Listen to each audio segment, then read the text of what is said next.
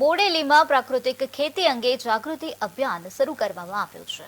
નર્મદા કેનાલની બાજુમાં પ્રાકૃતિક ખેતી શરૂ કરવામાં આવી. જમીનને ઝેર મુક્ત બનાવવા માટે ચળવળ શરૂ કરવામાં આવી. ટ્રિપલ એ ગ્રુપ પરિવારના નેજા હેઠળ આયોજન કરવામાં આવ્યું. કૃષિ યુનિવર્સિટીના આગેવાનો હાજર રહ્યા. વડાપ્રધાન શ્રી નરેન્દ્રભાઈ મોદી સાહેબે સમગ્ર દેશ માટે national mission on natural farming જ્યારે લોન્ચ કર્યું છે ત્યારે મને કહેતા આનંદ થાય કે આજે બોડેલી મુકામે જયેશભાઈ પટેલે બાપુજીની વાડી એટલે કે આ ફાર્મ આગામી સમયમાં સંપૂર્ણ પ્રાકૃતિક પદ્ધતિથી ગાય આધારિત ગાયના દ્રવ્યોના ઉપયોગથી એક એવું ખેતીનું મોડલ અહીંયા તૈયાર કરવામાં આવનાર છે કે જેથી આજુબાજુના બધા ખેડૂત મિત્રોને એની પ્રેરણા મળે.